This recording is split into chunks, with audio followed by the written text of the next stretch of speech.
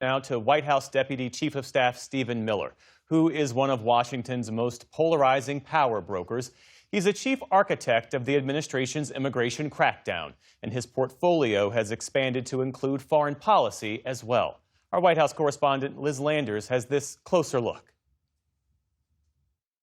The U.S. military is repatriating illegal immigrants at a pace and a scale that has never occurred before in American history. One of the brains behind all of President Trump's second-term policies, Deputy Chief of Staff for Policy Stephen Miller. To all ICE officers, you have federal immunity in the conduct of your duties. And anybody who lays a hand on you or tries to stop you or tries to obstruct you is committing a felony.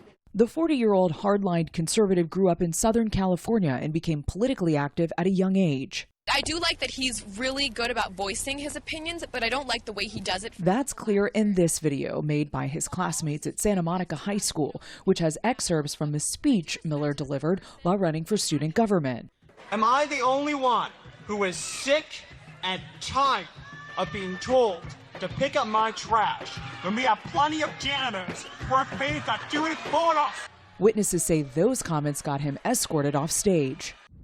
Miller went on to Duke University, which was thrust into the national spotlight in 2006 when white members of the school's lacrosse team were accused of raping an exotic dancer who was black. You, a student, pretty much the only person who'll talk to us. What's going on? Miller made multiple TV appearances defending the players. This was never about what happened to this particular woman according to her testimony, nor was it ever about these players. The state's attorney general later dropped all charges against the players, and the accuser eventually admitted to lying. He is appearing as essentially a spokesperson on major primetime shows. Ashley Parker is a writer at The Atlantic who has covered Miller. These cultural issues can kind of catapult someone like Stephen Miller from the fringes to the center of a conversation that's dominating the nation.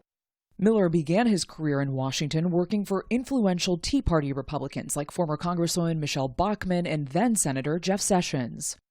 As a top aide to Sessions, Miller helped craft messaging against a 2013 bipartisan immigration bill that would have created a path for millions of undocumented immigrants to gain legal status. I believe the interest that needs to be protected is the national interest of the United States. Other Republicans lined up behind Sessions, and although the bill passed in the Senate, it eventually died in the House. A few years later, Donald Trump entered the political scene, voicing his hardline stance on immigration. The first senator to come on board and endorse Donald Trump was Jeff Sessions. And very shortly thereafter, Stephen Miller joins the Trump campaign. Miller soon began writing speeches for Trump with a heavy focus on immigration, including his acceptance speech at the 2016 Republican National Convention in Cleveland that summer. We are going to build a great border wall to stop illegal immigration. Miller also delivered his own speeches on the campaign trail. Everybody who is trying to stop Donald J. Trump wants that border to stay wide open. They want illegal immigrants to continue pouring in. They do not want to protect the American people. What it really is a pairing, a kind of natural pairing of two like-minded individuals when it comes to immigration. This was not a place where Stephen Miller really had to pull Donald Trump to the right or to the extreme, but he did sort of provide an intellectual framework and policy understanding and philosophy of these views that Trump sort of intuited but might not have originally been able to articulate. Please raise your right hand. President Trump quickly put those words to action once he entered the White House. And as a senior advisor to the president, Miller was one of the architects of some of his most controversial policies. And this is the protection of the nation from foreign terrorist entry into the United States. That includes the executive order dubbed the Muslim travel ban. It barred foreign nationals of 7 predominantly Muslim countries from visiting the U.S. and was an early signal of how Trump would assert executive authority. Our opponents, the media, and the whole world will soon see, as we begin to take further actions, that the powers of the president to protect our country are very substantial and will not be questioned. It also included the administration's zero-tolerance immigration policy of separating migrant children from their parents at the border. Late today, President Trump signing an executive order that he says will keep families together. Trump eventually ended that policy amid political pressure, and the courts halted and narrowed the travel ban. After President Trump's loss to Joe Biden in 2020, Miller echoed lies that the election was stolen. He described on TV that December the scheme to seat fake pro-Trump electors to overturn the results. So we have more than enough time to right the wrong of this fraudulent election result and certify Donald Trump as the winner of the election. Ashley Parker says Miller spent the time after Trump's 2020 loss strategizing for a potential second term. He's learned things in the first term. He now understands, for instance, why the travel ban executive order he wrote in Trump's first term was kind of a disaster.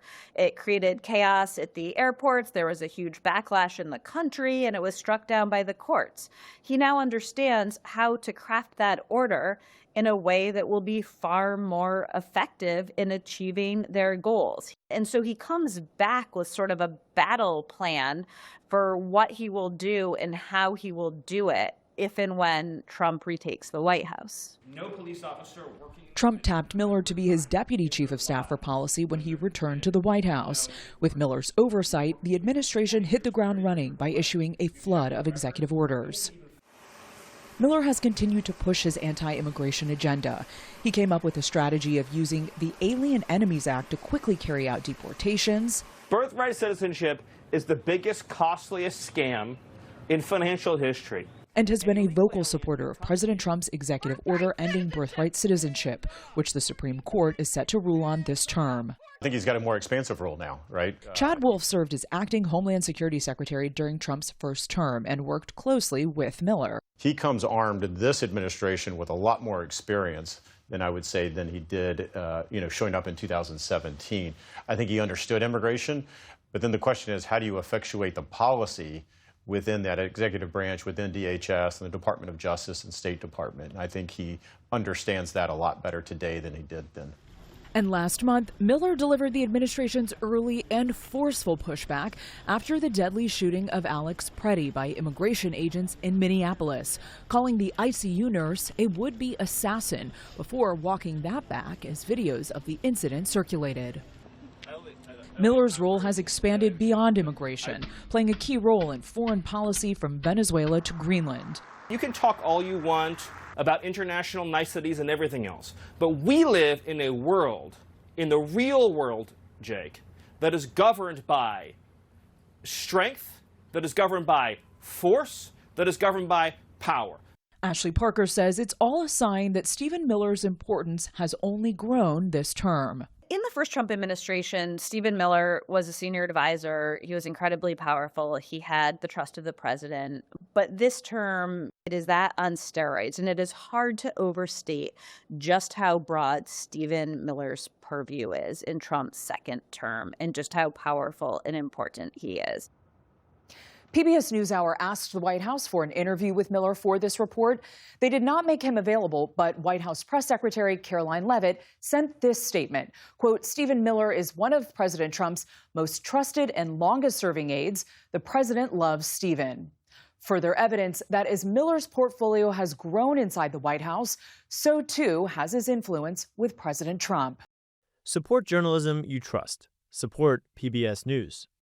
Donate now, or even better, start a monthly contribution today.